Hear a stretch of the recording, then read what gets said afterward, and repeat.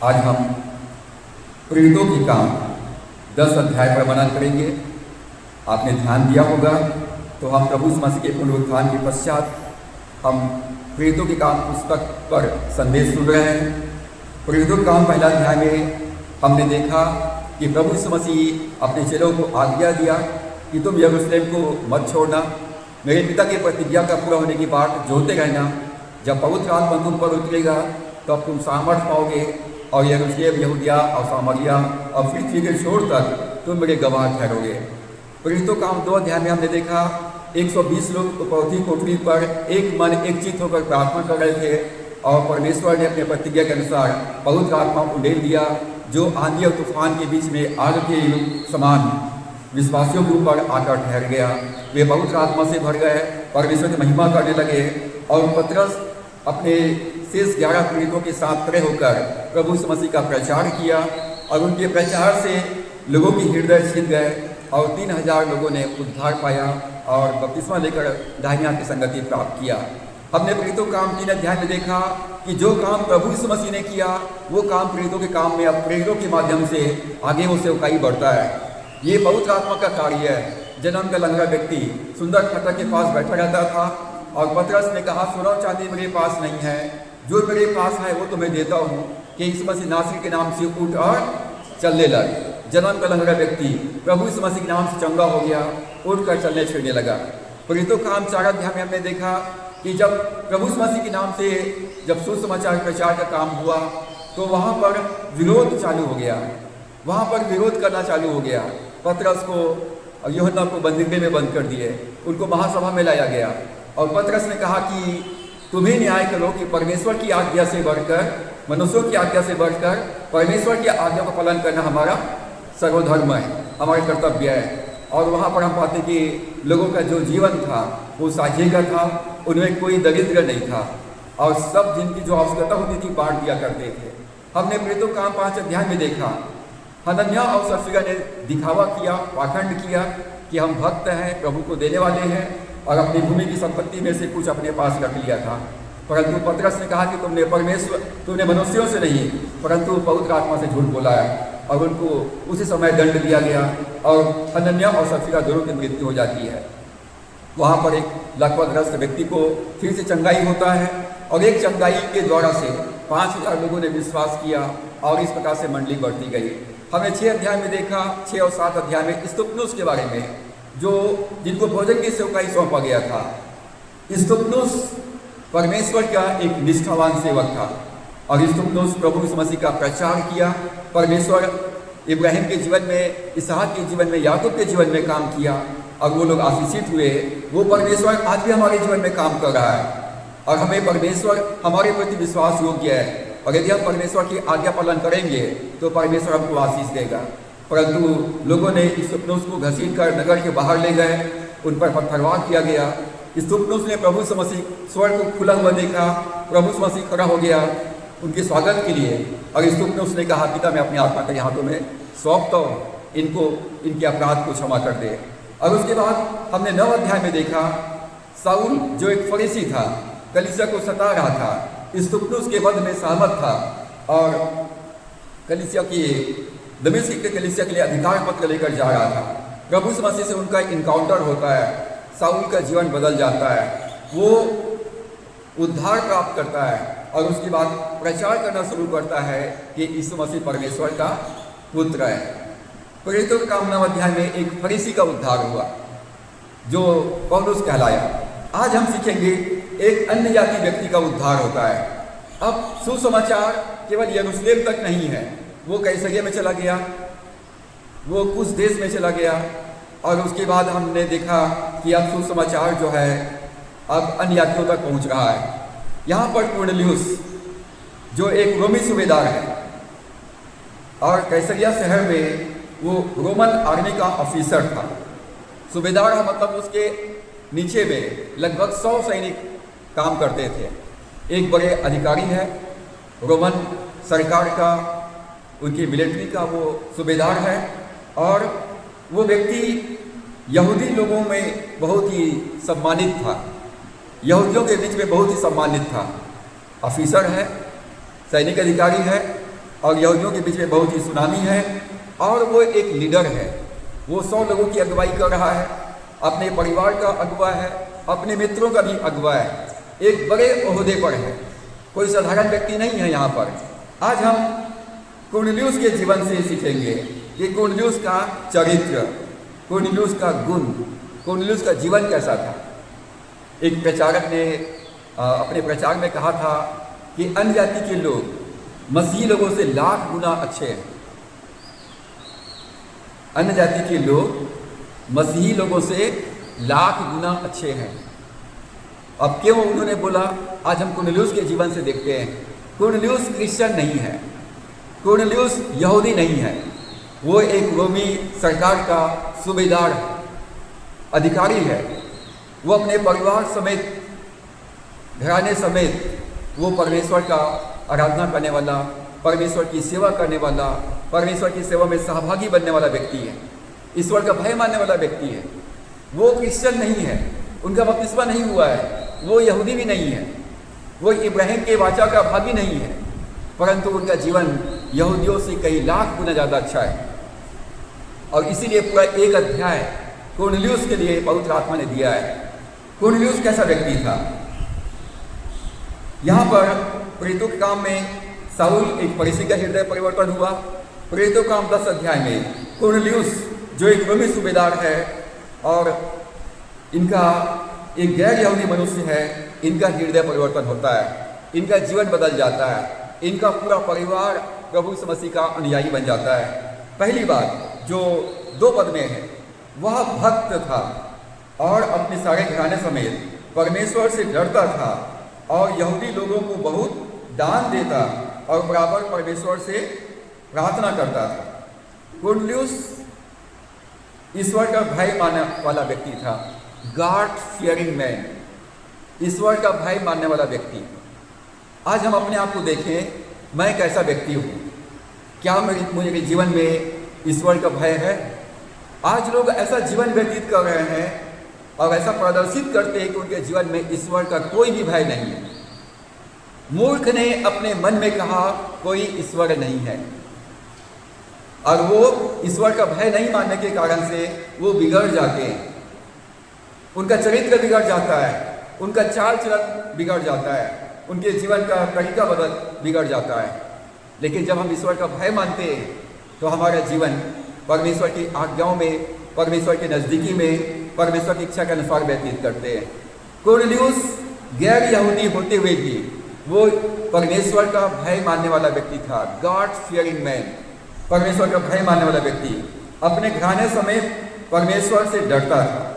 परमेश्वर से डरना या परमेश्वर का भय मानने का मतलब क्या होता है। परमेश्वर का भय मानने का मतलब होता है परमेश्वर से प्रेम करना, परमेश्वर का आदर करना, परमेश्वर के सामने झुकना, परमेश्वर से प्रार्थना करना, परमेश्वर की आराधना करना, परमेश्वर की सेवा करना और उसके आज्ञाओं में बने रहना। परमेश्वर का भय मानने का मतलब होता है परमेश्वर की नज़दीकी में उसकी इच्छा के अनुसार जीवन व्यतीत करना। नीति वचन 9 अध्याय और उसके 10 पद में लिखा है, यहोवा का भय मानना बुद्धि का आरंभ है। जब हम यहोवा का भय मानते हैं अपने जीवन में तो हम बुद्धिमान बनते हैं। परमेश्वर हमारा बुद्धिमान है, उसने अपनी बड़ी बुद्धि और सामर्थ्य से आकाश और पृथ्वी को बनाया है।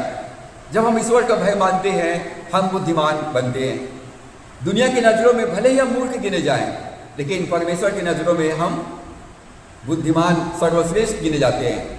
यदि अपने जीवन में आप सर्वश्रेष्ठ बनना चाहते हैं तो यहोवा का भय मानिए, परमेश्वर का भय मानिए, परमेश्वर के भय में जीवन बिताएं, परमेश्वर के भय में अपने काम को करें, परमेश्वर के भय में रहते हुए अपने जीवन की हर पल को व्यतीत करें।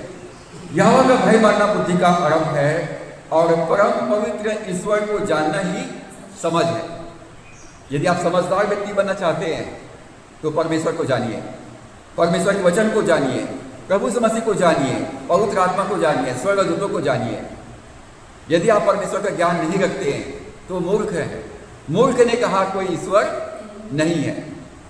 एक मूर्ख व्यक्ति बोल सकता है कोई ईश्वर नहीं है, लेकिन एक समझदार व्यक्ति जानता है परमेश्वर ने सारी सृष्टि की रचना किया है और वो ईश्वर के भय में अपना जीवन को व्यतीत करता है। कुरनेलियुस गैर यहूदी होते हुए भी ईश्वर का भय मानने वाला व्यक्ति था। दूसरी बात, he was a religious man, वो बहुत ही धार्मिक व्यक्ति था। दूसरी बात, वो बहुत ही धार्मिक व्यक्ति था, पढ़ा लिखा व्यक्ति है, बहुत बड़ा ऑफिसर है, 100 सिपाही उसके नीचे में काम करते हैं। परंतु यहाँ पर हम पाते हैं कि कुरनेलियुस परमेश्वर की भक्ति में जीवन व्यतीत करता है, धर्मी व्यक्ति था, धार्मिक व्यक्ति था। हमारे बारे में लोगों का क्या ओपिनियन है? हमारे बारे में लोग क्या बोलते हैं? क्या हम कहते हैं कि ये बहुत ही रिलीजियस, ईश्वर का भक्त है? क्या हमारे जीवन में वो भक्ति भावना दिखता है? कुरनेलियुस के जीवन में दिखता था कि वो एक ईश्वर का भक्त था, वो ईश्वर की भक्तिमय जीवन व्यतीत करता था। धार्मिक व्यक्ति का क्या मतलब होता है? सफ़ेद सफ़ेद दाढ़ी रखना, सफ़ेद कपड़े पहनना और पूरे समय एकदम प्रेज़ लॉर्ड हालेलुया, एकदम बड़ा प्यार से बात करना। ये सदुकी फरीसी लोग ऐसा करते थे, सभाओं में हाथ खड़ा करके प्रार्थना करते थे और दिखावा करते थे। परंतु धार्मिक व्यक्ति का क्या मतलब? धार्मिक व्यक्ति का मतलब होता है परमेश्वर की व्यवस्था का पालन करने वाला व्यक्ति, परमेश्वर की व्यवस्था का, परमेश्वर के नियमों का, परमेश्वर के वचन का पालन करने वाला व्यक्ति, वो धर्मी व्यक्ति कहलाता है। यदि आप भजन संहिता 34 में लिखा है कि यहोवा की आंखें किसके ऊपर लग रहता है? धर्मी व्यक्ति पर। धर्मी व्यक्ति की आंखें कहाँ लग रहता है? परमेश्वर की व्यवस्था पर। यदि आपका मन परमेश्वर के वचन में लगा है, परमेश्वर की व्यवस्था में लगा है, आप परमेश्वर के वचन को पालन करने के लिए ध्यान लगाए हुए हैं, तो परमेश्वर आपके ऊपर ध्यान लगाया हुआ है, आपकी प्रार्थनाओं की ओर ध्यान लगाया हुआ है। तो परमेश्वर की आंखें किसकी तरफ लगा हुआ है? कुरनेलियुस की तरफ लगा हुआ है। कुरनेलियुस एक रोमी सूबेदार, एक गैर यहूदी व्यक्ति जो ईश्वर का भय मानता है, धार्मिक व्यक्ति है। परमेश्वर कुरनेलियुस को देख रहा है। कुरनेलियुस अपने घराने समेत, अकेला भी नहीं, अपने घराने समेत ईश्वर का भय मानता है। परमेश्वर का ध्यान पूरे कुरनेलियुस के परिवार पर लगा हुआ है। परमेश्वर स्वर्ग से दृष्टि करता है और जिसका मन परमेश्वर की ओर लगा रहता है, परमेश्वर उनके जीवन में अपनी सामर्थ्य को प्रकट करता है। धार्मिक व्यक्ति का मतलब होता है परमेश्वर की व्यवस्था का पालन करने वाला व्यक्ति। पहला तीमुथियुस 4 अध्याय 7 और 8 पद में पौलुस कहता है तीमुथियुस को कि भक्ति के लिए साधना कर, भक्ति के लिए साधना कर। आपको आत्मिक व्यक्ति बनना है, भक्त व्यक्ति बनना है, परमेश्वर को जानना है, तो आपको साधना करना पड़ेगा। उसके लिए रोज बाइबल पढ़ना पड़ेगा, रोज प्रार्थना करना पड़ेगा, वचन को सुनना पड़ेगा, वचन को अपने जीवन में अभ्यास करना पड़ेगा, याद करना पड़ेगा, लिखना पड़ेगा, तब जान करके वचन को आप बोल पाएंगे। तो तीमुथियुस को कहता है भक्ति के लिए साधना कर। देह की साधना से कम लाभ होता है, पर भक्ति सब बातों के लिए लाभदायक है। यदि हम भक्तिमय जीवन व्यतीत करते हैं तो हमारी भक्ति सारी बातों के लिए क्या है? लाभदायक है। यदि हम भक्तिमय जीवन व्यतीत करते हैं तो हमारी भक्ति सब बातों के लिए फायदा है। आपके जीवन में परमेश्वर की आशीष बना रहेगा। तो भक्तिमय जीवन व्यतीत कर। नीति वचन का जो लेखक है वो कहता है कि एकदम भक्त भी मत बन और एकदम दुष्ट भी मत बन। एकदम दुष्ट भी मत बन कि परमेश्वर तुमको नाश कर डाले, और एकदम प्रभु प्रभु भी करते मत रह। कई लोग जो है एकदम भक्ति में शो करते हैं कि मैं एकदम प्रभु का जन हूँ, प्रभु को मानने वाला हूँ, हालेलुया प्रेज़ लॉर्ड बोलते रहेंगे, लेकिन उनके मन में, उनके हृदय में परमेश्वर का प्यार नहीं रहता है, न परमेश्वर का जीवन रहता है, न परमेश्वर की आत्मा रहता है, केवल दिखावा करते रहते हैं। तो इसलिए सलाह दिया गया कि एकदम भक्त भी, एकदम दिखावा भी मत कर और एकदम दुष्ट भी मत बन। मतलब बी प्रैक्टिकल, मतलब आप इस संसार में ऐसा जीवन व्यतीत करो कि सबके साथ संगति रख सको, नमक के जैसा घुल मिल जाओ। अब एकदम भक्त बनोगे तो आपके साथ पापी लोग संगति नहीं कर पाएंगे, एकदम दुष्टता करोगे तो धर्मी लोग आपके साथ संगति नहीं कर पाएंगे। तो हमको नमक बनना है, जो जैसा है हम उनके पास जाकर संगति रख सकें। तो परमेश्वर का वचन कहता है कि भक्ति के लिए साधना कर। देह की साधना से कम लाभ होता है। आप सुबह उठते हो, एक्सरसाइज करते हो, नहाते धोते हो, मसाज करते हो, खाना खाते हो, फिर दोपहर खाना खाते हो, फिर रात खाना खाते हो, 8 घंटा सोते हो, शरीर के लिए पूरा ध्यान। और आत्मिक जीवन के लिए 1 घंटा भी बाइबल नहीं पढ़ते हो, 1 घंटा भी प्रार्थना नहीं करते हो, सप्ताह में 1 दिन भी चर्च आने के लिए समय नहीं मिलता है, तो आपके आत्मिक जीवन के लिए, भक्ति के लिए साधना नहीं कर पा रहे हो आप। तो इससे भक्ति के लिए से जो साधना कर रहे हो उससे कम फायदा होता है, और आत्मिक भक्ति के लिए साधना करोगे तो ज़्यादा फायदा है। तो इसको प्रभु यीशु मसीह ने कैसे सिखाया? मत्ती 6 अध्याय में, पहले तुम परमेश्वर के राज्य और धार्मिकता की खोज करो तो सब वस्तुएं तुम्हें मिल जाएगी। यदि आप परमेश्वर के साथ धर्मी व्यक्ति बनना चाहते हो, परमेश्वर के वचन पर ध्यान लगाओ। परमेश्वर आपके जीवन के पर ध्यान लगाएगा, आपकी समस्याओं पर ध्यान लगाएगा, आपकी आवश्यकताओं को पूरा करने के लिए ध्यान लगाएगा। परमेश्वर स्वर्गदूत को भेज देगा, किसी न किसी अपने सेवक को आपके पास भेज देगा। यहाँ पर पहली बात कुरनेलियुस ईश्वर का भय मानने वाला व्यक्ति, दूसरा वो रिलीजियस मैन है, धर्मी व्यक्ति है, तीसरा हमारा परमेश्वर लेने वाला कि देने वाला है? हमारा परमेश्वर लेने वाला कि देने वाला है? देने वाला है। मसीही लोगों को लेने वाला बनना है कि देने वाला बनना है? देने वाला बनना है। मसीही लोगों को देने वाला बनना है। अपना समय दो, अपना जीवन दो, अपनी योग्यता को दो, अपने संसाधन परमेश्वर की सेवा के लिए दो, अपना सब कुछ परमेश्वर को दो, क्योंकि हमारा जीवन परमेश्वर से है और हम परमेश्वर में ही आशीषित रह सकते हैं। और इसलिए अपना तन और मन, अपना धन प्रभु को समर्पित करो। ये हमारे बाइबल की कॉन्सेप्ट है, ये बाइबल की शिक्षा है। परंतु आज क्रिश्चियन लोग देने पर विश्वास नहीं करते, वो लेने पर विश्वास करते हैं। जहाँ से मिलता है ले लो, देने के ऊपर विश्वास नहीं करते। और यही कारण है कि मसीही विश्वासी लोग, क्रिश्चियंस लोग कंगालीपन से घिरे रहते हैं, क्योंकि वो देने पर विश्वास नहीं करते। कंगालीपन या दरिद्रता उनके जीवन से दूर नहीं हो पाता है। कुरनेलियुस अन्य जाति व्यक्ति होने के बावजूद वो देने वाला व्यक्ति था, उदारता से देने वाला व्यक्ति था। He was a generous man, वो उदार व्यक्ति था। उदार व्यक्ति क्या करता है? 1 रोटी के बदले में 2 रोटी दे देता है, 2 के बदले में 4 रोटी दे देता है, 1 कोस जाने के बदले में वो 2 कोस चला जाता है, और कोई कुर्ता मांगता है तो कोट भी उतार के दे देता है। मतलब वो देता है। हमारे परमेश्वर ने दिया, अपने एकलौता पुत्र को दिया, पवित्र आत्मा को दिया। परमेश्वर हमेशा देता है, और परमेश्वर के लोगों को भी देने वाला बनना है। 2 पद में लिखा है, वह भक्त था और अपने सारे घराने समेत परमेश्वर से डरता था और यहूदी लोगों को बहुत दान देता था। किनको दान देता था वो? कि गरीब लोगों को। किनको देता था? यहूदी लोगों को। आजकल एक ट्रेंड चल रहा है, गरीबों को खाना खिलाओ, गरीबों को कंबल बांटो, गरीबों को घर बनाओ, गरीबों को ले करो, ये और फोटो खींचो और सोशल मीडिया में डालो, दिखावा करो। ये चल रहा है सब जगह।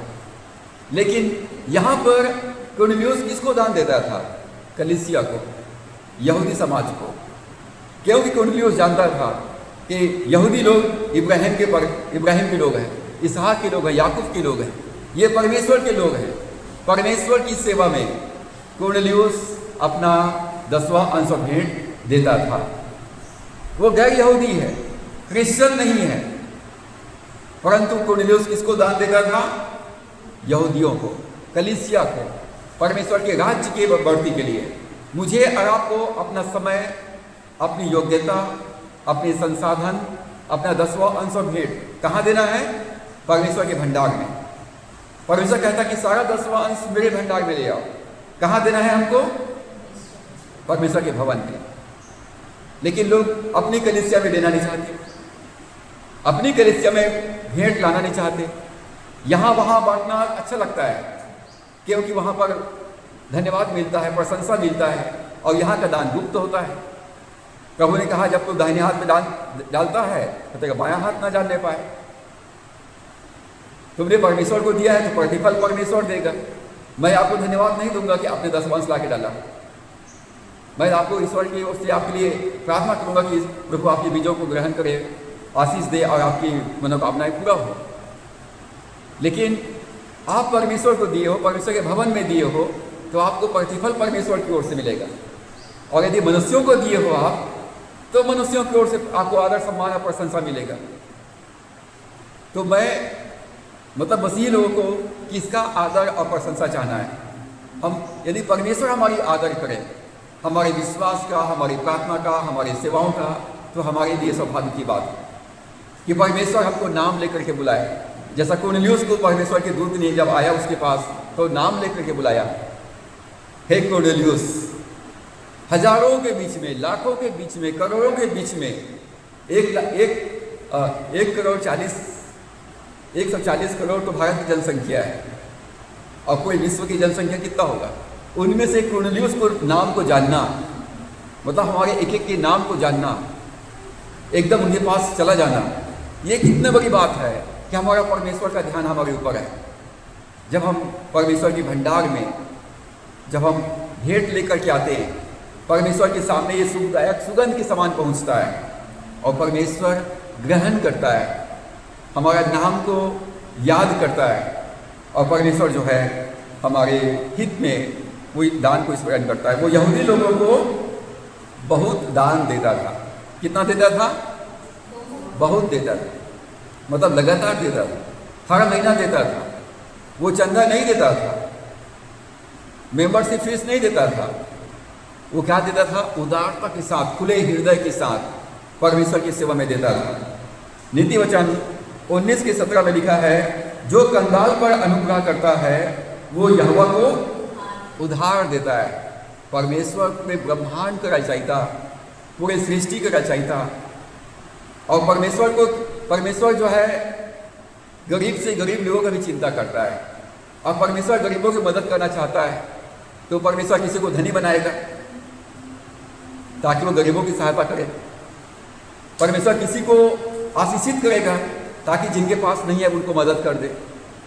परमेश्वर ने मुझे और आपको अपनी कलीसिया में रखा, आशीषित करके रखा, ताकि हम अन्य जातियों तक सुसमाचार को फैलाएं।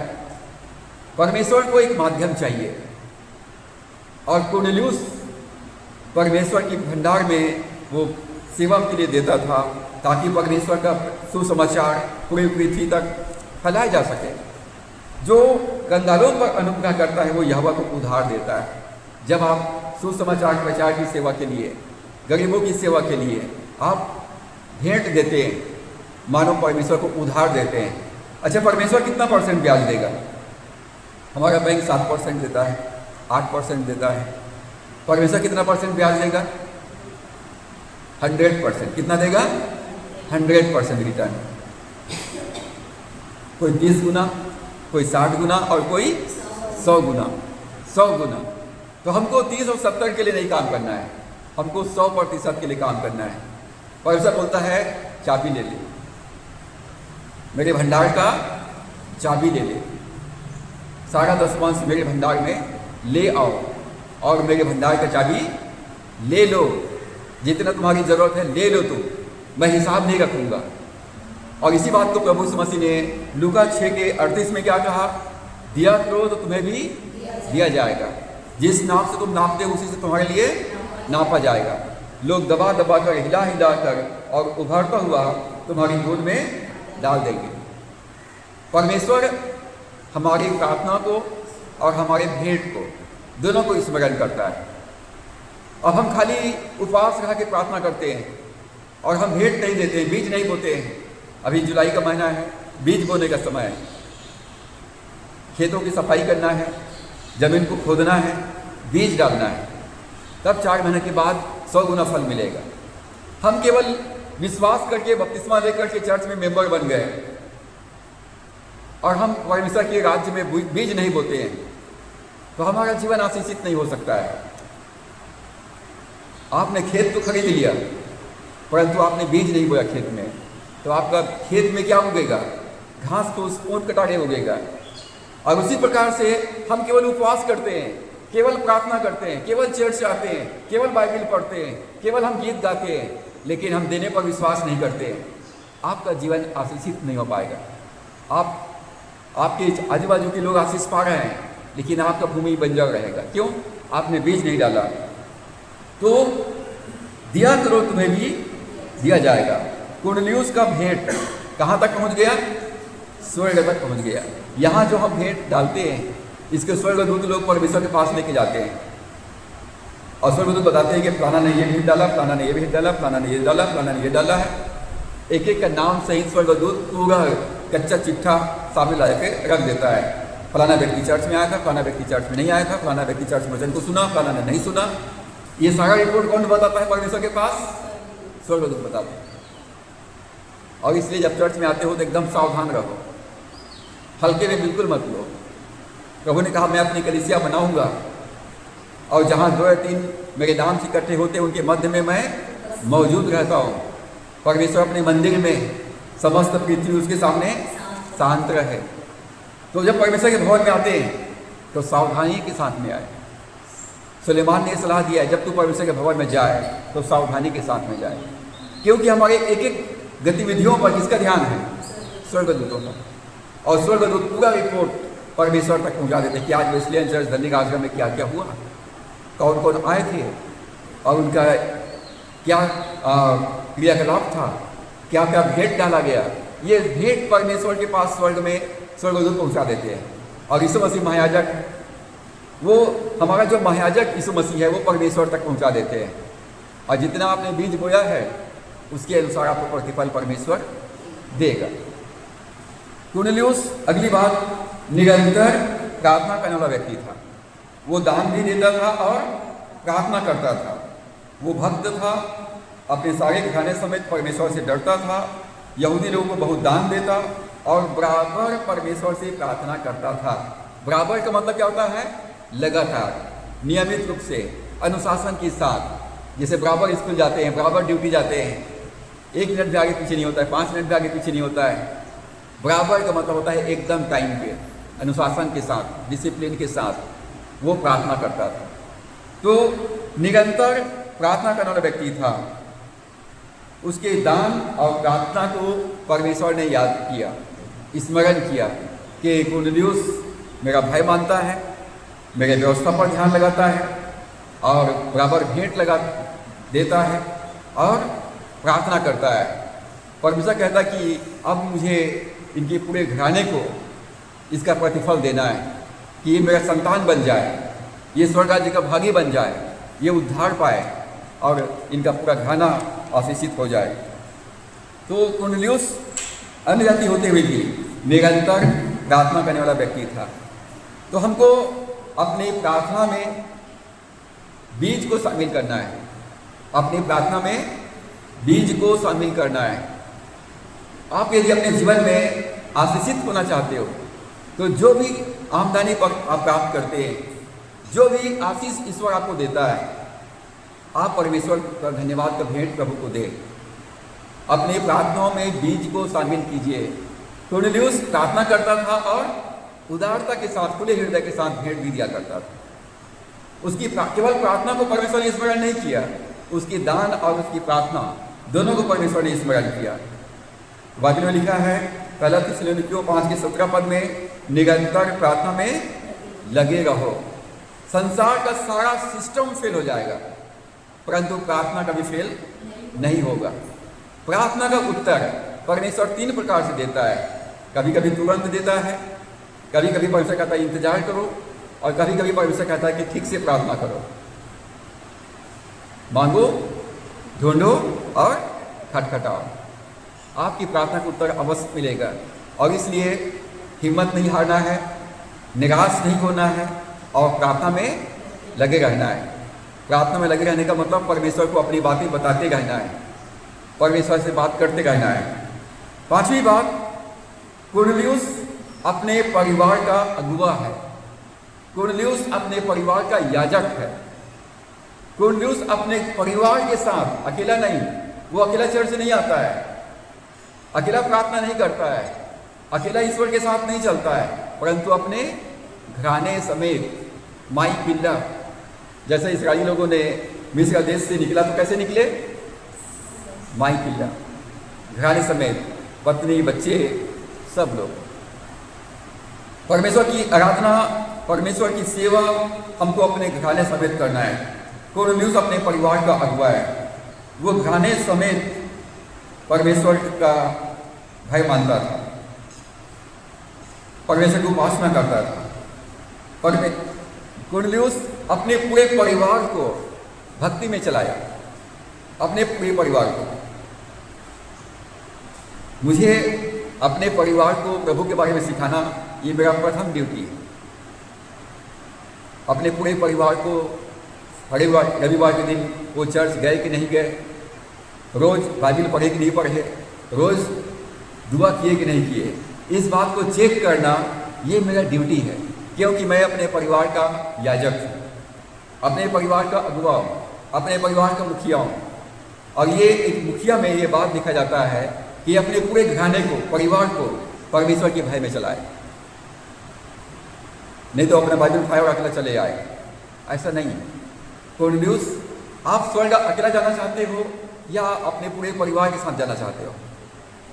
कैसे जाना चाहते हैं? पूरा परिवार। खाना बनाते हो तो आप केवल अपने लिए बनाते हो या पूरे परिवार के लिए बनाते हो? पूरे परिवार के लिए। तो हमको पूरे घराने समेत प्रभु की आराधना करना है।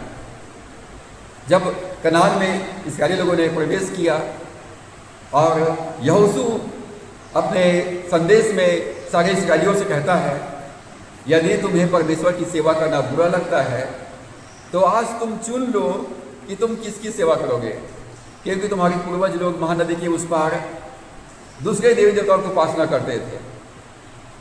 यहोशू 24 के 15 पद में यहोशू घोषणा करता है, यदि आज तुम चुन लो कि तुम किसकी सेवा करोगे।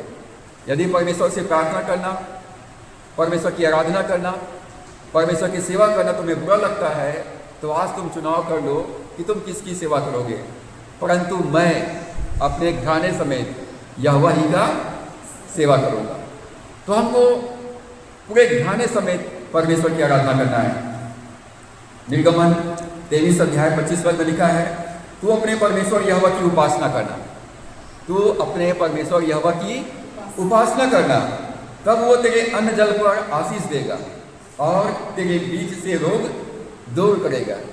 आप परिवार में 5 सदस्य हैं तो आपको 5 सदस्य बाइबल पढ़ना है, 5 सदस्य को प्रार्थना करना है, 5 सदस्य को परमेश्वर की आज्ञा पालन करना है, 5 सदस्य को परमेश्वर की सेवा करना है।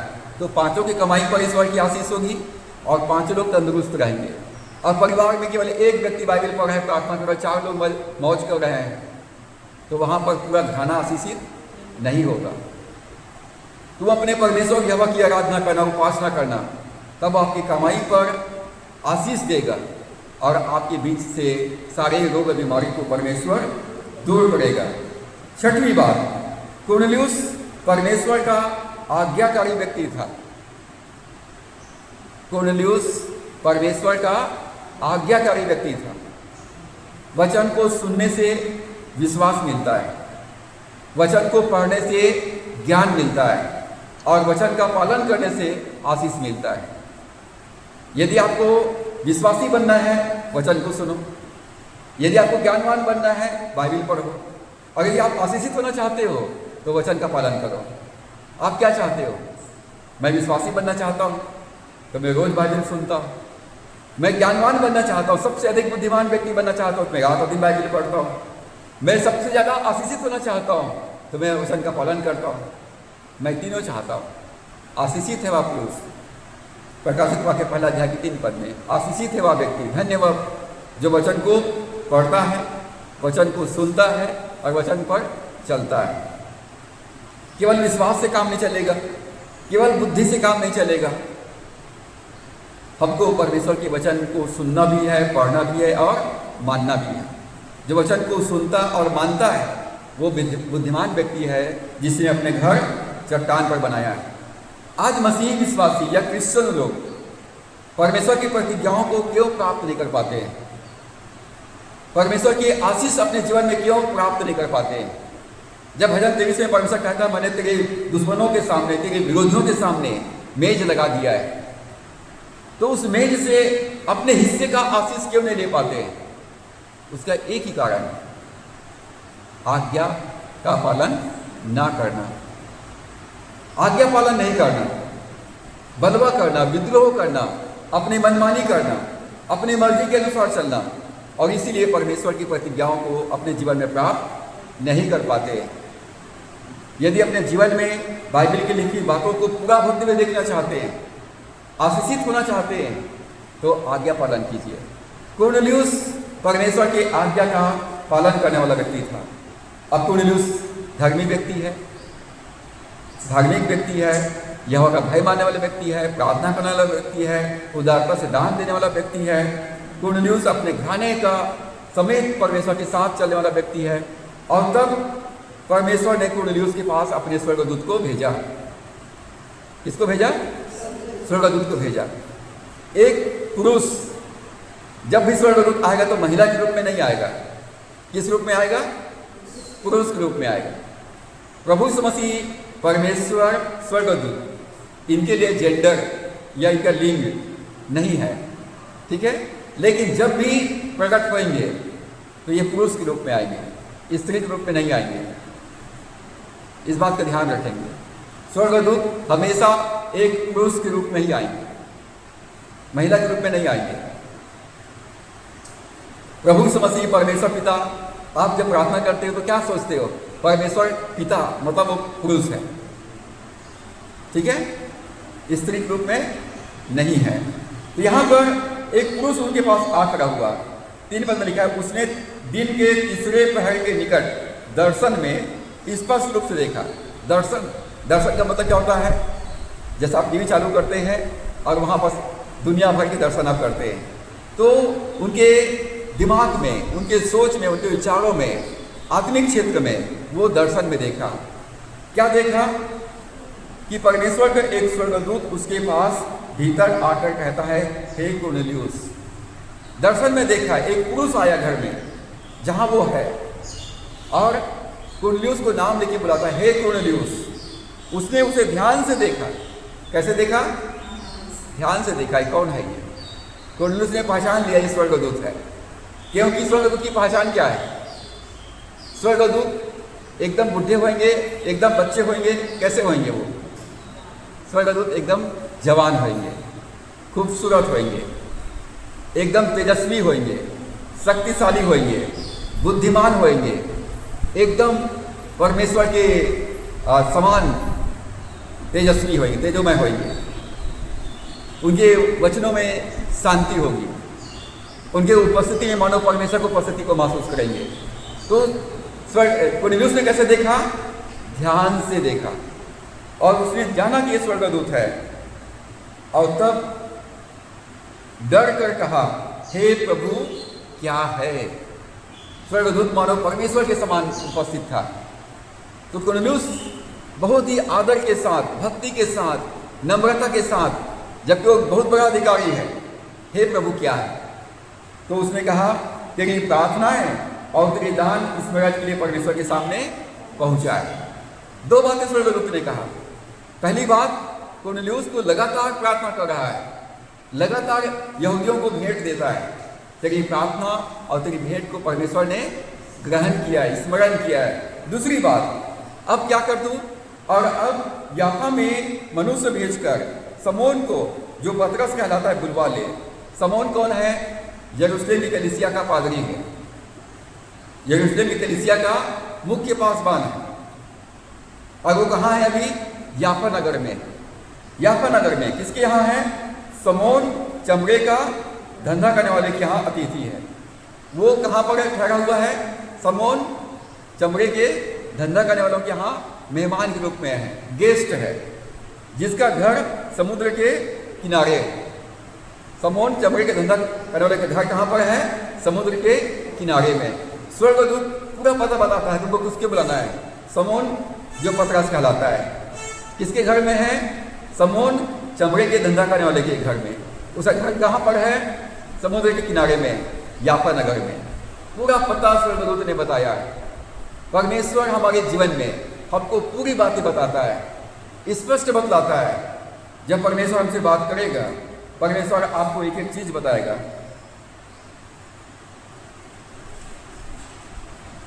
अब दूसरी बात उसने क्या कहा, जब वह स्वर्गदूत उसे जिसने उसे बातें की थी चला गया, तो उसने 2 सेवक और जो उसके पास उपस्थित रहा करते थे उनमें से एक भक्त सिपाही को बुलाया और उन्हें सब बातें बताकर याफा को भेजा। स्वर्गदूत ने कहा, तेरी प्रार्थना तेरे दान स्मरण किया गया है। दूसरी बात, तो याफा नगर में जाकर सिमोन पतरस को, जो सिमोन चमड़ा के धंधा करने वाले व्यक्ति के यहाँ, जिसका घर समुद्र के किनारे है, याफा नगर में बुलवा ले, ताकि वो तुम्हें सुसमाचार सुनाए, ताकि तू विश्वास करे, विश्वास के साथ प्रभु वचन को ग्रहण करे और तेरा पूरा घराना उद्धार पाए। और यहाँ पर जब स्वर्गदूत ने कुरनेलियुस को बोला तो स्वर्गदूत ने स्पष्ट मार्गदर्शन दिया और उन्होंने उसके आज्ञा के अनुसार 2 सिपाहियों को और एक सेवक को, कितने लोगों को भेजा? 3 लोगों को, 3 लोगों को भेजा। जब वह स्वर्गदूत जिसने उससे बातें की थी चला गया, तो उसने अपने घर का 2 सेवक, अपने घर का 2 सेवक और एक सिपाही, कितने लोगों को भेजा? 3 लोगों को भेजा। पतरस के पास 3 लोगों को भेजा और याफा नगर को भेजा। जब हम आज्ञाकारी होते हैं तो परमेश्वर हमारी अगुवाई करता है। जब आपका मन परमेश्वर में लगा रहता है, परमेश्वर आपकी स्पष्ट अगुवाई करेगा। आप कंफ्यूज नहीं रहेंगे, अरे मैं क्या करूं, मुझे समझ में नहीं आ रहा है। आपको समझ में आएगा, आपको मालूम रहेगा कि आपको क्या करना है और क्या नहीं करना है। आपको भले और बुरे का ज्ञान रहेगा, आपको किस रास्ता में जाना है ये पता रहेगा, कौन सा काम को करना है ये पता रहेगा। जब आप आज्ञाकारी रहेंगे तो परमेश्वर आपका स्पष्ट मार्गदर्शन करेगा। वो कहता, मैं तेरे आगे आगे चलूंगा, तुम्हें बुद्धि दिया करूंगा, सम्मति दिया करूंगा, तुम्हारे साथ में रहूंगा। और स्वर्गदूत जब ने स्पष्ट मार्गदर्शन किया और उन्होंने तुरंत लिखा है, तुरंत परमेश्वर के स्वर्गदूत ने जो कहा था उस वैसे ही उन्होंने अपने 2 सेवक और एक सिपाही को भेज दिया। तो परमेश्वर तुरंत आज्ञाकारिता को पसंद करता है, टाल मटोल करने वालों को पसंद नहीं करता है। परमेश्वर टाल मटोल करने वालों को पसंद नहीं करता है। आज्ञाकारिता मान करता है, तुरंत आज्ञा पालन किया जाए। आप रहने दो ना, हाउ ना, कल करूँ, परसों करूँ, परमेश्वर इससे प्रसन्न नहीं होता है। तुरंत परमेश्वर तुरंत आज्ञा पालन को पसंद करता है। कुरनेलियुस ने तुरंत अपने सेवकों को पतरस को बुलाने के लिए भेजा। अब कुरनेलियुस पतरस को नहीं जानता है और पतरस कुरनेलियुस को भी नहीं जानता है, लेकिन परमेश्वर जो सृष्टि करता है वो कुरनेलियुस को भी जानता है और पतरस को भी जानता है। कुरनेलियुस के पास स्वर्गदूत को भेज दिया, स्वर्गदूत ने जाके संदेश बताया। कुरनेलियुस ने अपना 2 सेवक और एक सिपाही को भेज दिया। अब इधर पतरस सिमोन के यहाँ समुद्र के किनारे वहाँ पर रुका हुआ है याफा नगर में, और परमेश्वर ने सिमोन को दर्शन दिया। पतरस का दर्शन को हम 9 और 10 पद में देखते हैं। दूसरे दिन जब वे चलते चलते नगर के पास पहुँचे तो दोपहर के निकट पतरस छत पर प्रार्थना करने चढ़ा। उसे भूख लगी और कुछ खाना चाहता था, परंतु जब वे तैयारी कर रहे थे वह बेसुध हो गया। पतरस याफा नगर में तीसरे पहर के निकट, दोपहर के निकट छत पर प्रार्थना करने के लिए चढ़ा और उसको भूख लगी और प्रार्थना कर रहा था कि वो बेसुध हो गया। और उसने एक दर्शन में देखा। दर्शन में क्या देखा कि आकाश खुल गया, स्वर्ग खुल गया, स्वर्ग खुल गया और एक बड़ी चादर के समान चारों कोण से लटकता हुआ पृथ्वी को उतर रहा। एक चादर का दर्शन देखा और चादर पृथ्वी पर उतर रहा है और उस चादर में क्या है? सब प्रकार के चौपाए, सब प्रकार के चौपाए और मतलब 4 पैर वाला जानवर और रेंगने वाले जंतु और आकाश के पक्षी। क्या क्या थे उसमें? चौपाया, जंतु और पक्षी। मतलब अभी तक पतरस यहूदी है, पतरस एक यहूदी है। यहूदी लोग नान क्रिश्चनों के साथ संगति नहीं करते थे, गैर यहूदियों के साथ संगति नहीं करते थे, उनके घर जाते भी नहीं थे। उनको अछूत समझते थे। अब यहाँ पर अभी तक यरूशलेम में सुसमाचार है। परमेश्वर यहूदियों को आशीषित कर रहा है।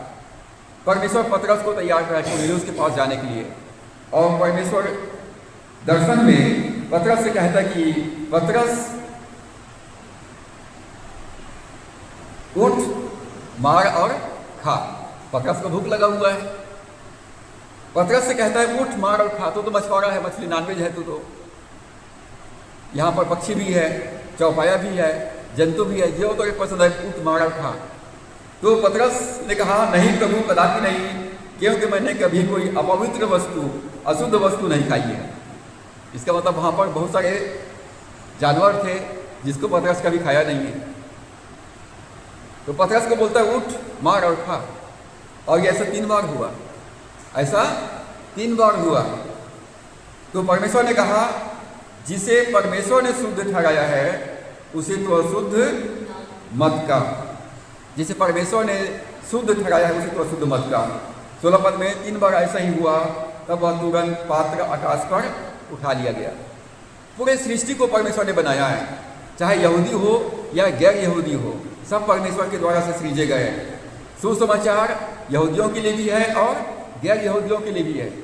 और इसलिए पतरस को परमेश्वर तैयार कर रहा है कि तू केवल यहूदियों के बीच में मत रह, गैर यहूदियों के बीच में भी जा और उन्हें भी सुसमाचार प्रचार कर, उनको भी सुसमाचार प्रचार कर। ध्यानपूर्वक प्रार्थना करने वालों को प्रार्थना का उत्तर मिलता है। ध्यानपूर्वक, कई बार प्रार्थना में हमारा ध्यान नहीं रहता है, हमारा ध्यान यहाँ वहाँ लगा रहता है। ध्यानपूर्वक प्रार्थना करने वालों को प्रार्थना का उत्तर मिलता है। पतरस ध्यानपूर्वक प्रार्थना कर रहा था। पतरस को परमेश्वर ने दर्शन में बातें किया। जब सुनने वाला और सुनाने वाला दोनों तैयार रहता है तब परमेश्वर काम करता है। पास्टर तैयार है वचन को लेके, कलीसिया भी तैयार है वचन को सुनने के लिए, तब पवित्र आत्मा काम करता है। लेकिन कलीसिया के लोगों का ध्यान वचन पर नहीं है। पास्टर तो तैयार है वचन को साथ में, लेकिन कलीसिया के लोग तैयार नहीं है, तो परमेश्वर काम नहीं करेगा। कलीसिया तैयार है लेकिन पास्टर तैयार नहीं है, तो पवित्र आत्मा काम नहीं करेगा। जब आप परमेश्वर के भवन में आते हो तो सबसे पहले परमेश्वर का धन्यवाद करो, परमेश्वर से प्रार्थना करो, परमेश्वर आज मुझसे मुलाकात कर, परमेश्वर मुझसे बातें कर, परमेश्वर मेरी अगुवाई कर, मेरे जीवन के लिए जो आवश्यक बातें हैं परमेश्वर मुझे सिखा। और आप पाएंगे पवित्र आत्मा आपसे बात करेगा।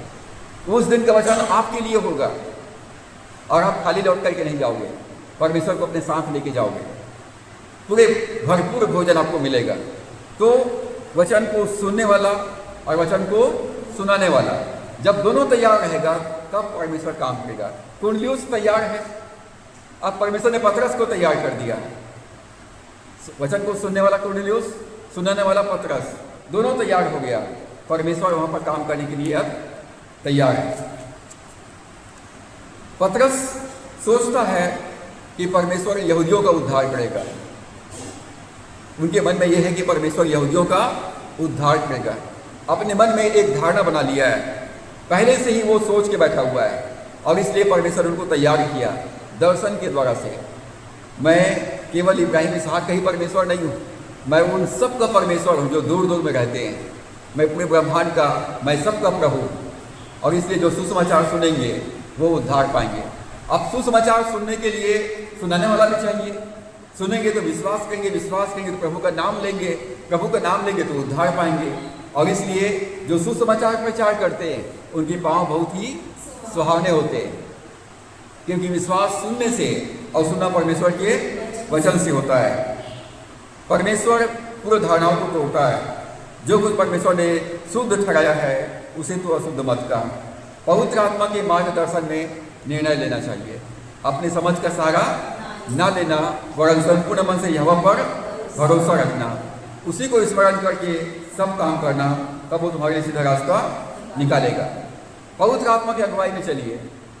पतरस को परमेश्वर ने तैयार किया, तुम्हें सुसमाचार सुनाने के लिए जाना है। किसके यहाँ जाना है? अन्य यात्रियों के पास जाना है, कुरनेलियुस के घर में जाना है। और उसके बाद पतरस जब प्रार्थना करके उतरा तो वहाँ पर लोग पतरस को ढूंढते ढूंढते वहाँ तक पहुँच गया था। और जाके पतरस से ही पूछता है, सिमोन पतरस आपके यहाँ रुका हुआ है क्या? बोले मैं ही सिमोन पतरस हूँ। और पतरस ने उनको बुलाया और उन्होंने कुरनेलियुस के बारे में बताया, पतरस ने अपने दर्शन के बारे में बताया और उनके साथ गया। सातवीं बात, कुरनेलियुस खुले हृदय का व्यक्ति था। पतरस कैसा व्यक्ति था? खुले हृदय का व्यक्ति था। मनुष्य का हृदय, इसमें ताला जो है अंदर में, कुंडी अंदर में, बाहर में नहीं है। और इसको बंद करना और खोलना का अधिकार परमेश्वर ने मनुष्यों को दे दिया है। परमेश्वर एकदम सज्जन है, पवित्र आत्मा एकदम सज्जन है, प्रभु मसीह एकदम सज्जन है। वो जबरदस्ती चोरी लाकर नहीं करेगा, दरवाजा नहीं तोड़ेगा। दरवाजा तोड़ के, ताला तोड़ के कौन घुसता है? चोर और डाकू लोग घुसते हैं। ताला को तोड़ के चोर डाकू घुसते हैं, लेकिन जो प्रेमी व्यक्ति होते हैं, अतिथि होते हैं, वो दरवाजा खटखटाते हैं। और दरवाजा को जो जिनका हृदय खुला हुआ है वो दरवाजा खोलते हैं, और जिनका हृदय बंद है वो भीतर से आवाज़ देते, कौन है, कहाँ से आया है, क्या काम है, अभी पापा घर में नहीं है, अंदर से ही भगा देते हैं। तो हृदय, कुरनेलियुस एक खुले हृदय का व्यक्ति था।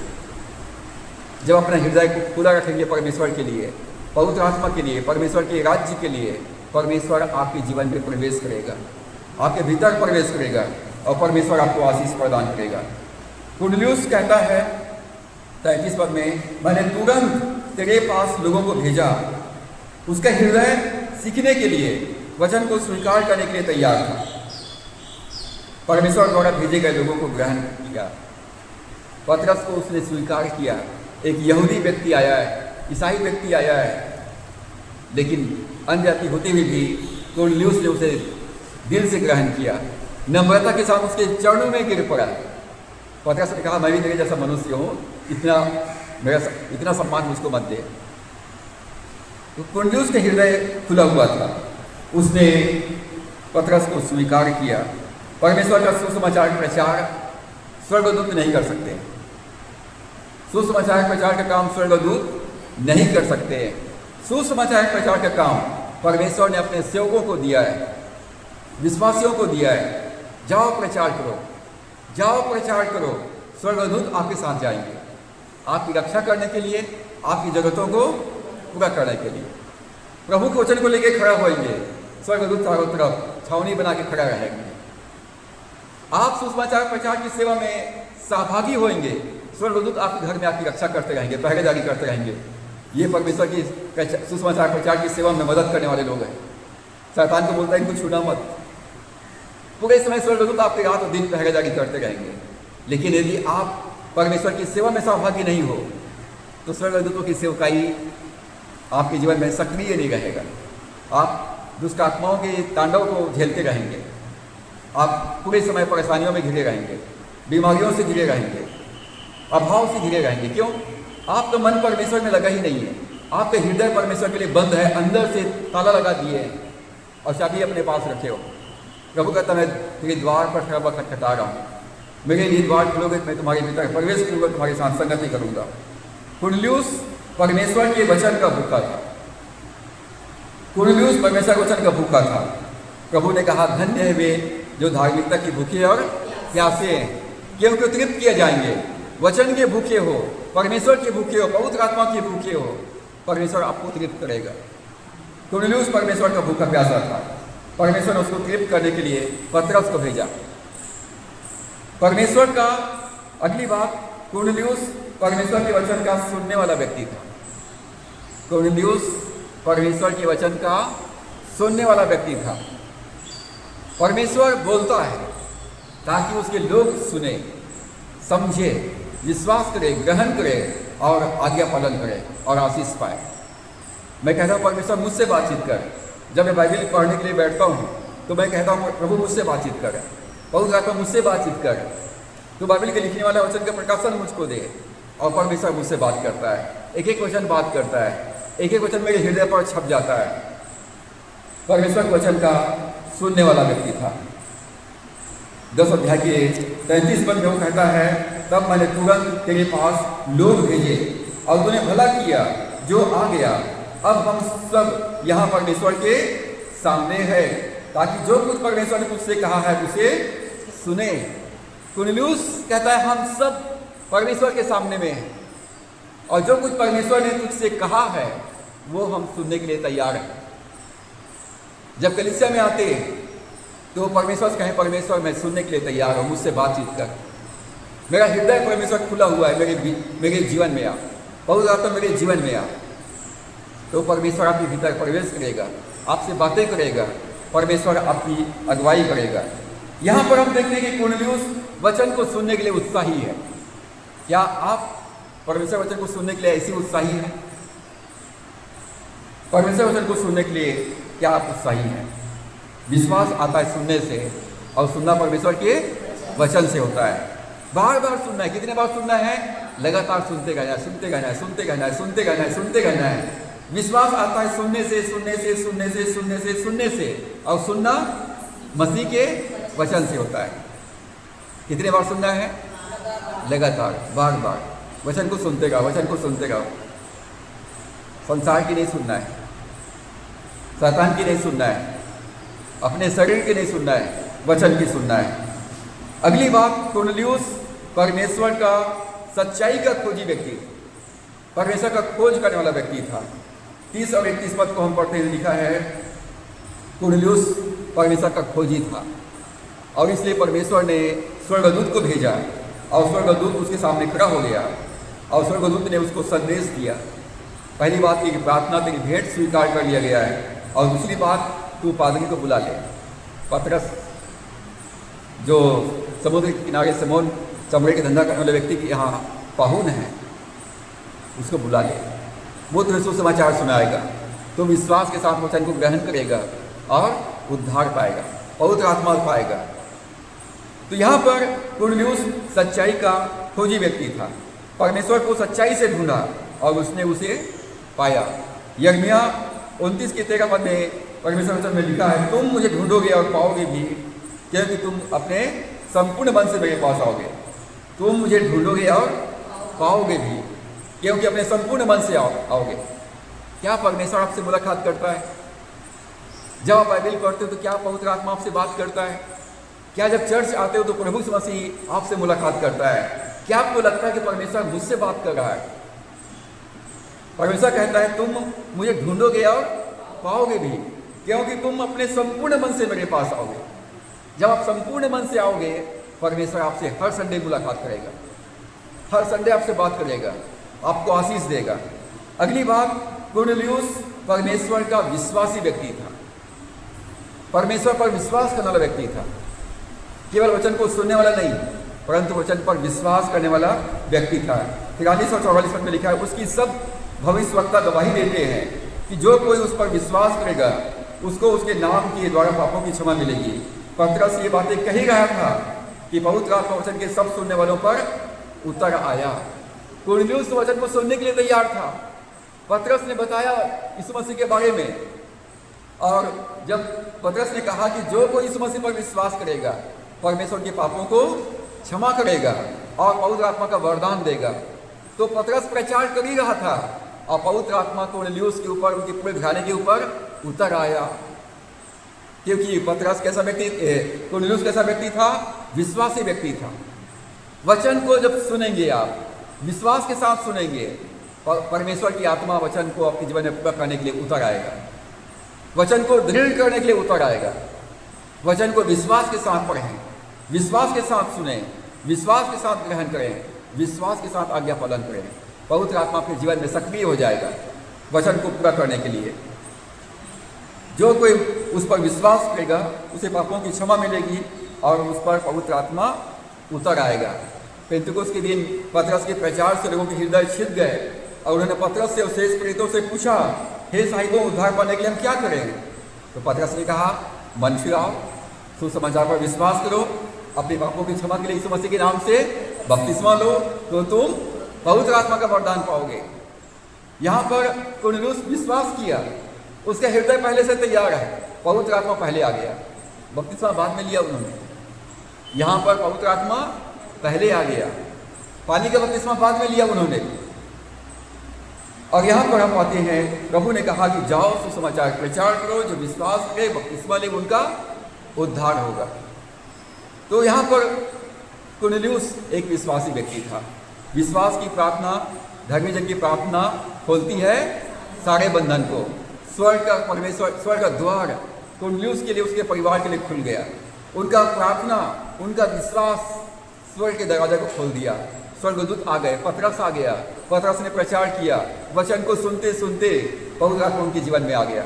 सब आत्मा से भर गए, परमेश्वर की बड़ाई करने लग गए। और पौलुस कहता है कि इफिसियों 5:18 में, दाख रस से मतवाले ना बनो, परंतु पवित्र आत्मा से परिपूर्ण हो जाओ। पवित्र आत्मा से भर जाओ। पवित्र आत्मा को 100% अपना जीवन सौंप दो। पवित्र आत्मा में आत्मा, प्राण और शरीर को नियंत्रण कर। अगली बात, कुरनेलियुस निष्पक्ष व्यक्ति था, पक्षपाती व्यक्ति नहीं था, पक्षपात करने वाला व्यक्ति नहीं था, निष्पक्ष व्यक्ति था। हमारा परमेश्वर निष्पक्ष है, वो किसी का पक्ष नहीं करता। कुरनेलियुस ने भी पतरस को स्वीकार किया, अन्य जाति होते हुए भी, एक रोमी अधिकारी होते हुए भी, गैर यहूदी होते हुए भी एक यहूदी व्यक्ति को अपने घर में बुलाया, उसका आदर सम्मान किया, उसका स्वागत किया, उसको सेवा करने का मौका दिया और निष्पक्ष व्यक्ति था। उसने पतरस को, सच्चाई को स्वीकार किया और बपतिस्मा लेने के लिए तैयार था। Ready for बपटिज्म। कुरनेलियुस बपतिस्मा लेने के लिए तैयार था। 47-48 पद में लिखा है, क्या कोई जल की रोक कर सकता है कि बपतिस्मा ना पाए जिन्होंने हमारे समान पवित्र आत्मा पाया है। अन्य जाति के लोग परमेश्वर के भूखे और प्यासे हैं, वो ईश्वर के प्यासे हैं, सुसमाचार को सुनते, विश्वास करते, चमत्कार होता है। क्या उनको परमेश्वर के पास आने के लिए कोई रोक सकता है? कोई नहीं रोक सकता है उनको। पवित्र आत्मा जब विश्वास करेंगे, घर में बैठ के भी वचन को पढ़ेंगे, तो पवित्र आत्मा उनके ऊपर उतर आएगा। क्या कोई जल को रोक सकता है? क्या कोई अन्य जातियों को परमेश्वर के पास आने से रोक सकता है? शैतान कितना भी उपाय कर ले, कितना भी कोशिश कर ले, कितना भी युक्ति बनाए, उनकी युक्ति सफल नहीं होगी। परमेश्वर जैसे यहूदी लोगों को पवित्र आत्मा दिया पेंतिकुस्त के दिन, वैसे ही परमेश्वर गैर यहूदियों के ऊपर, कुरनेलियुस के घराने के ऊपर उतर आया। अन्य जातियों को भी पवित्र आत्मा दिया। क्या कोई अन्य जातियों को प्रभु के पास आने के लिए रोक सकता है? बिल्कुल नहीं रोक सकता है, क्योंकि हवा को बहने से कोई रोक नहीं सकता है। हवा जिधर चाहता है उधर बहता है। जो विश्वासी हैं, पवित्र आत्मा वहाँ पर उतर आएगा। आप जहाँ पर हैं वहाँ पवित्र आत्मा आ जाएगा। सुसमाचार का स्वागत करने वाला व्यक्ति था। उसने शांति के सुसमाचार का स्वागत किया। जब आप बोलते भैया आपके घर में प्रार्थना मीटिंग रखना है, तो आपको तो खुश होना चाहिए कि हाँ भाई साहब मेरे घर में रखो, हर सप्ताह रखो मेरे घर में प्रार्थना मीटिंग, ये बोलना चाहिए। ये बोलना चाहिए, मेरा घर प्रभु के लिए, प्रभु के सेवकों के लिए मेरा दरवाज़ा हमेशा खुला है। यदि किसी के यहाँ नहीं रख पा रहे तो मेरे घर में रखो, ये मुझको बोलना चाहिए। मुझे फ़ोन करके पूछना पड़ता है कि आप यहाँ प्रार्थना मीटिंग रख सकता हो, बोलता मैं ठीक है, मैं सब पूछ के बताता हूँ घर में, और शांत बताते नहीं इस हफ्ते हमारे घर में प्रार्थना मीटिंग मत रखना। आप अपने आशीष को गंवा रहे हो। सुसमाचार का स्वागत करने वाला व्यक्ति था। सुसमाचार क्या है? सुसमाचार में परमेश्वर का सामर्थ्य है, पहले यहूदियों के लिए और उसके बाद यूनानियों के लिए। उद्धार के निमित्त परमेश्वर का सामर्थ्य है। यदि कोई परमेश्वर का सेवक आपके घर में सुसमाचार को लेके आता है, वचन को लेके आता है, आपके घर में परमेश्वर का सामर्थ्य आएगा। वो कोई खाना खाने नहीं आ रहा है, कोई नाश्ता करने नहीं आ रहा है, आपके घर में क्यों आ रहा है? वो सुसमाचार को लेके आ रहा है। आपको कुरनेलियुस के जैसे अपने घराने समेत तैयार बैठे रहना है, ताकि परमेश्वर का जन आए, हमें सुसमाचार सुनाए और हमको हमारे जीवन में परमेश्वर का आगमन हो जाए। कुरनेलियुस सुसमाचार का स्वागत करने वाला व्यक्ति था, परमेश्वर को वचन के लिए भूखा था। और अंतिम बात, कुरनेलियुस दूसरों को भी परमेश्वर के पास लाने वाला व्यक्ति था। अपने परिवार के लोगों को तो लेके आया, लेकिन दूसरों को भी अपने घराने में लेके आया। 10 अध्याय के 24 पद में लिखा है, दूसरे दिन वे कैसरिया पहुँचे और कुरनेलियुस अपने कुटुंबियों और अपने मित्रों को इकट्ठा करके उनकी बाट जो रहा था। अपने पूरे परिवार को बुलाया और अपने आस पड़ोस के प्रिय लोगों को भी बुलाया। जब आपके घर में प्रार्थना मीटिंग होता है तो कैसा करना है? अपने पूरे घराने को बुलाना है, बैठालना है उस समय पे, अपने पूरे लोगों को भी बुलाओ, क्योंकि परमेश्वर का सेवक आज हमारे घर में आएंगे सुसमाचार को लेकर। तो यहाँ पर दूसरों को भी परमेश्वर के पास लाने वाला व्यक्ति था।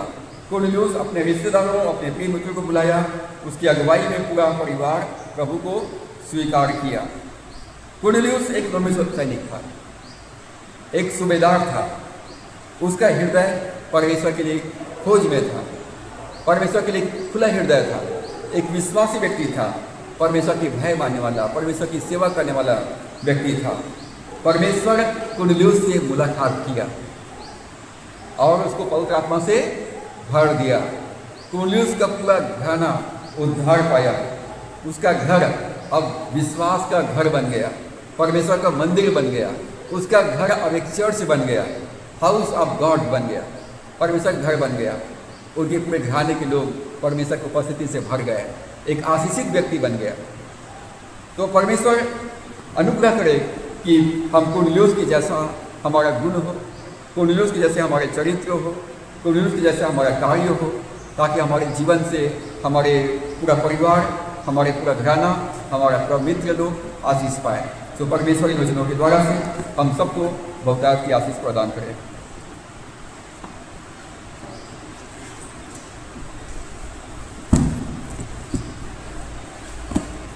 हम इस समय गीत नंबर 254 को हम गाएंगे।